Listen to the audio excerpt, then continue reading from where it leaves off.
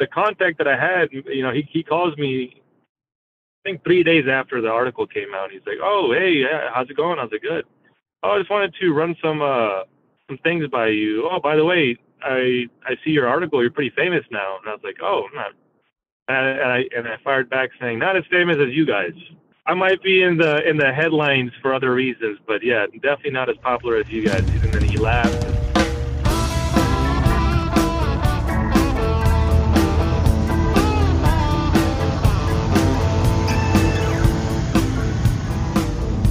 That was the voice of Surinder Gill, owner of Gill Freightlines out of Manteca, California. You know, we live here for the sunshine, but recent years, they've been pretty wet. In more ways than one. When it rains, it pours. Gill was speaking up top about the now infamous collapse of the Convoy company as a going brokerage concern this past fall. He referenced a story Overdrive executive editor Alex Lockey wrote earlier this year, telling the tales of a variety of owner-operators and small fleet owners just like 28-year-old Gill, who, months following the abrupt shuttering of Convoy in October, remained unpaid for, in some cases, thousands worth of work hauling. In Gill's case, unpaid invoices were to the tune of around $35,000 worth of dedicated hauling. His several company drivers and a larger number of owner-operators have been doing for big names in canning and general food products like the Post Company. I'm Todd Dills, and in this edition of the Overdrive Radio Podcast for April 22, 2024, we'll hear that, as of the last week, Gill Freightlines remains unpaid, though the small fleet offered up a bit of information owner Gill's learned since our conversation. Contact made with the Hercules Capital Company, responsible for all business debt incurred by Convoy, yielded a name at least to attempt to recruit payment for carriers who remain unpaid. "I have reached out to Hercules Capital," Gill said, and, quote, "was given the contact of a Greg Peterson," end quote, for everything Convoy related with the company, a venture funding firm that took control of all of the imploded company but for the technology platform. That platform was, of course, sold to the Flexport Company and quickly rebooted for freight, brokered through them. It's a fact that frustrates Gill and others among the unpaid carriers who'd worked with Convoy for years, which we'll hear more about in this part one of two podcasts sharing Gill's story. It tracks back to his first days in trucking, the son of a longtime owner-operator father whose own work behind the wheel spanned 60 years and 3 continents, and who is memorialized on the back of his son's currently owned dry vans.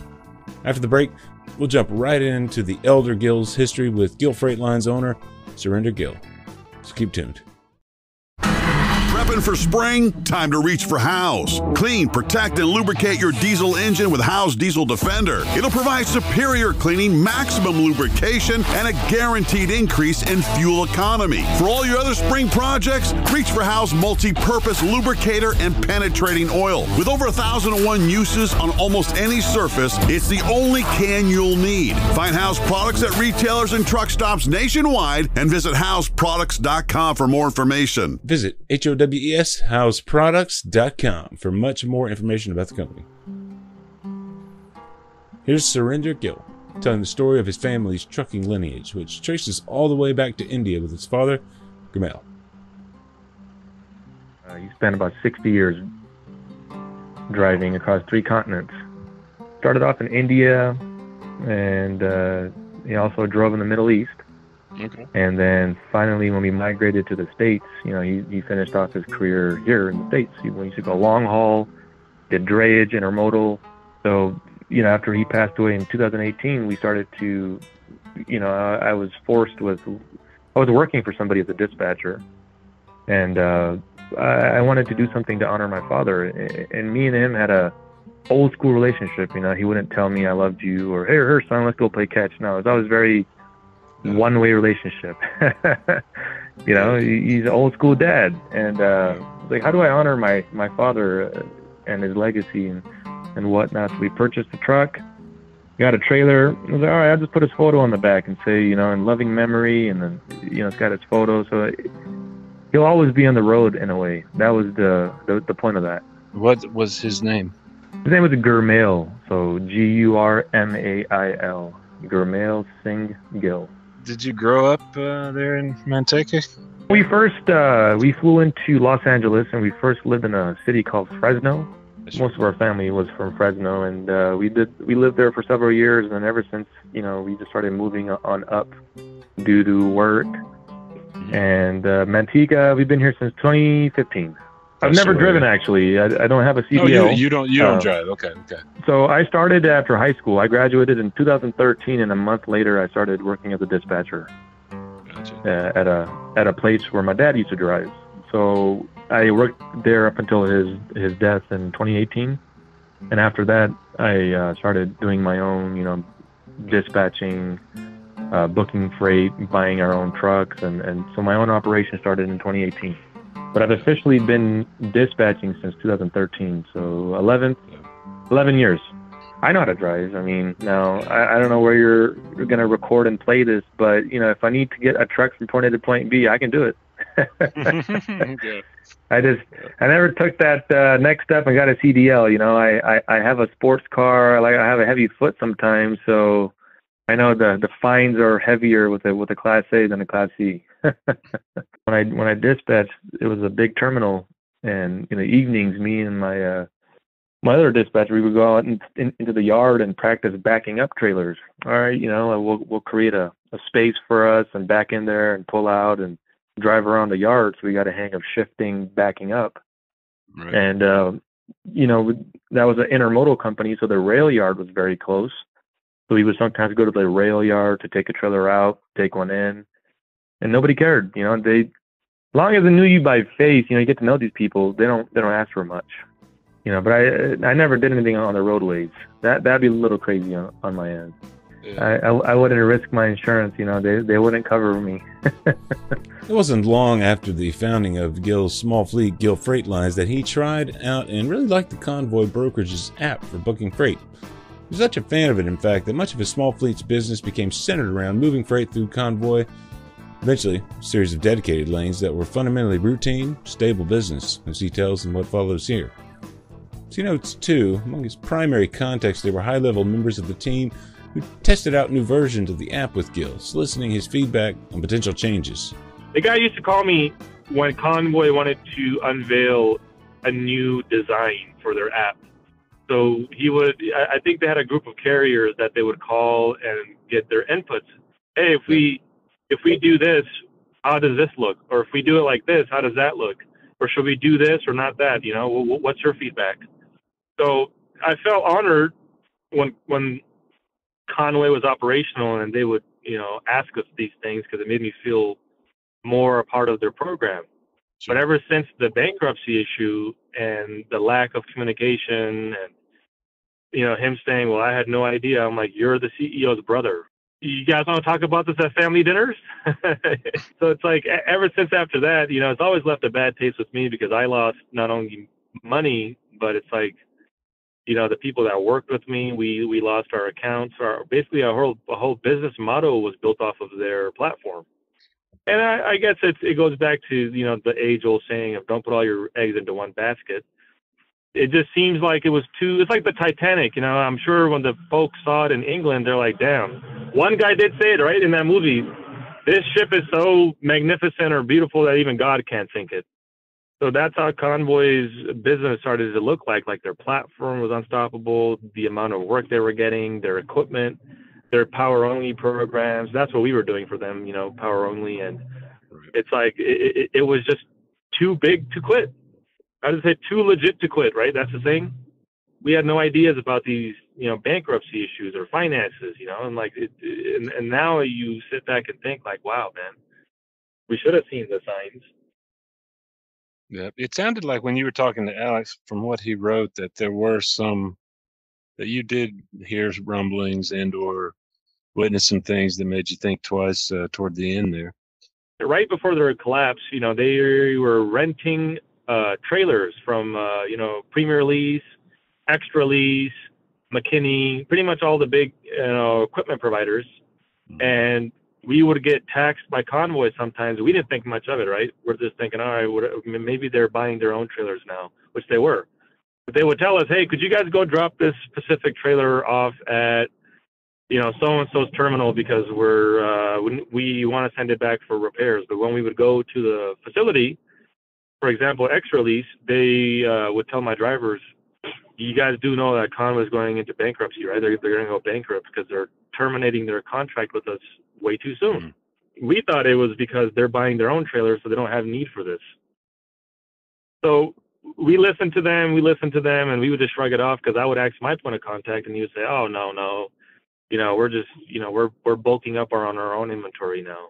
Don't listen to them, But we should have paid more attention to that and been more on top of their quick pay choices.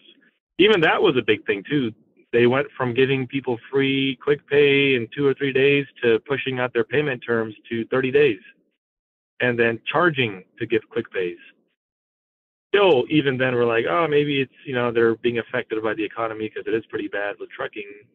Maybe it's nothing. But those were some of the signs we should have caught on to more serious insight to why is all of a sudden this thing changing, this bulletproof business model. Now, since that October's collapse, anytime that I'm working with a brokerage and something even slightly starts to look weird, I start questioning it right away. Sure. Not playing with fire again. We were at 4 company and 9 owner operators. So we were a small, decent operation. We were running, dedicated routes. So people had schedules. People started to live their life according to, all right, well, this is how much I'm going to do, how much I'm going to work, how much I'm going to make. So they started making purchases. I'm sure, as a normal family household operates, once you start seeing a consistent amount of work, you're like, all right, maybe if I go buy this thing, or if I go buy this house, or if I go do this, I have enough coming in due to the work. And, it just sucks that I was telling Alex, the biggest thing that hurts is that these folks did what they did. Every business has its ups and downs. I'm not mad at that. If they couldn't handle this economy, well, it is tough. It's really tough. But what just pisses me off is that they did what they did, and they're already the big head honchos are already working for somebody else again, and their lives are back to normal. This bankruptcy doesn't affect them. It doesn't ruin their livelihoods. While there's people that I'm sure that were working with me, we stomached the $35,000 as a company as a whole, but there are some people that when I told them, hey, I can't give you this $5,000-$6,000, it really hurt them. The owner operators.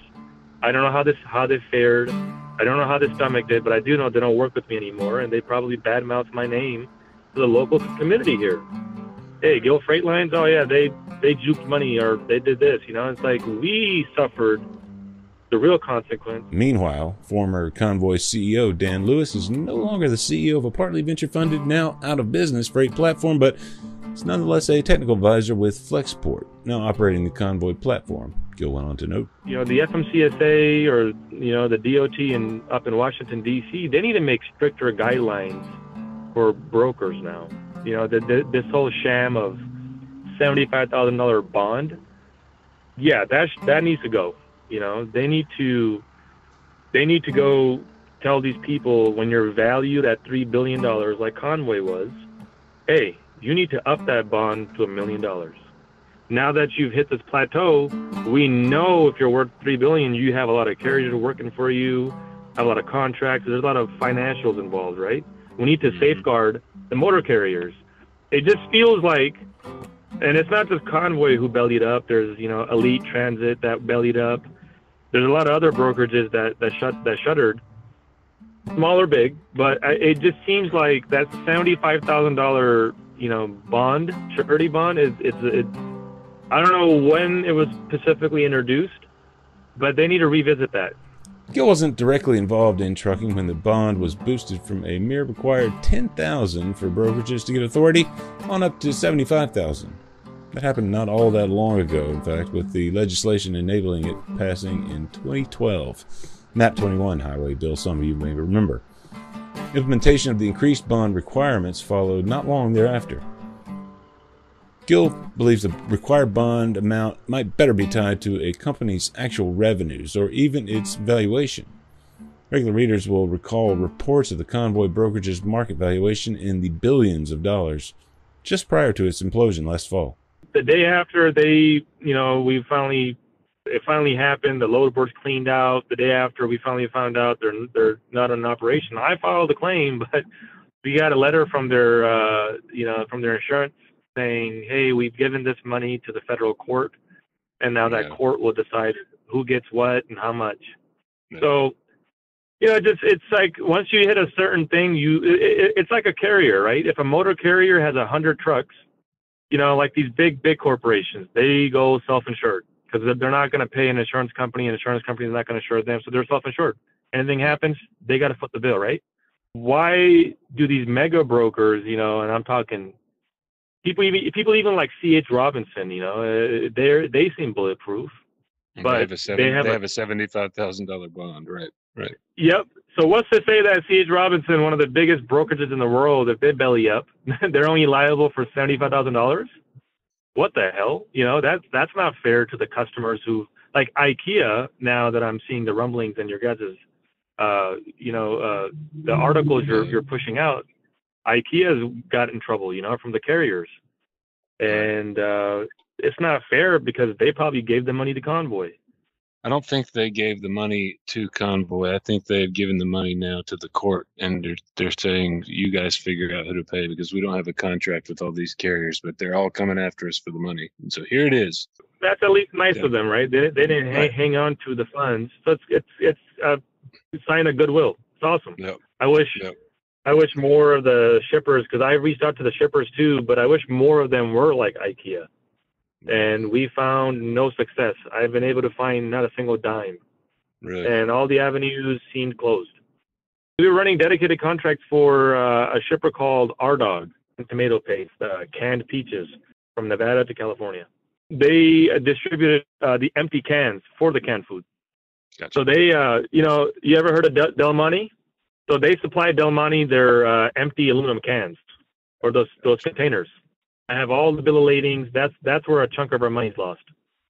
It's with them, and then the cereal manufacturer, Post Consumer Brands. So we used to do a lot of work out of Salt Lake City, Nevada, to California, of course, right? And they're another one of those people we reached out, actually the day after, because there were trailers loaded with product to get shipped out. We had load pickup numbers, and luckily we didn't transport the goods because then we would have been out. How have you pivoted? I mean, because it sounds like that was the entire business at that point. Yes. So, I mean, luckily we did probably about, I would say 75% of our work through Convoy, but we did have our own equipment on the side that we did local work.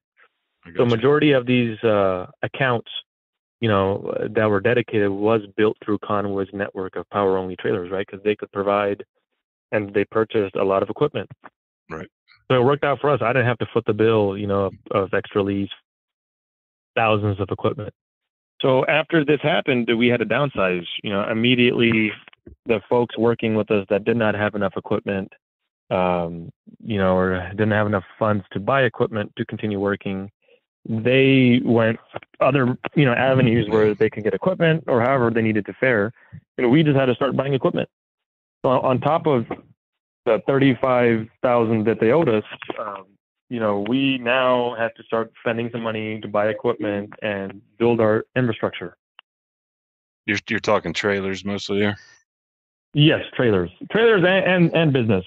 Since we had these contracts, and I reached out to R-Dog and Post and see if we can, get the business we were running for them, because they knew who we were, right? We built a report with the shippers. Hey, we're the carrier. We're working for Convoy, but they saw my drivers every day of the week. And we went back to them after Convoy's collapse, and I don't know, I feel like they had a bad taste in their mouths too, and they probably looked at us as if it was us. And it was so sudden that nobody was willing to talk, like our R-Dog account. Not JB, but Swift. Swift was doing a little bit of the work, so they got all of the work. Instead of, them partnering with new carriers, they just went to the folks already working. Because it is scary for a shipper too, I would assume, if you're, your whole leg of the operation falls off a cliff pretty much. Where are you going to go? What do you think? Should brokerages' required bond amounts be, in effect, tied to the amount of business they're doing? Weigh in with a comment under the post that houses this podcast dated April 22, 2024 at overdriveonline.com/overdrive-radio. Or get in touch directly. Part 2 of my conversation with Gill will dig further into Gill's broader thoughts for the future of the business, including ideas for building out the business with more stable relationships with direct customers in mind, the center of it. Difficult as that may be for a small fleet, it's achievable with both time and persistence, as countless examples have shown through history. So stay tuned wherever you're listening. Overdrive Radio is on Spotify and SoundCloud, Apple Podcasts and YouTube, TuneIn, Podcast Addict, most any listening platform. Subscribe so you don't miss an episode, and you can find me and all of our episodes also via overdriveonline.com/overdrive-radio. Big thanks to you for listening.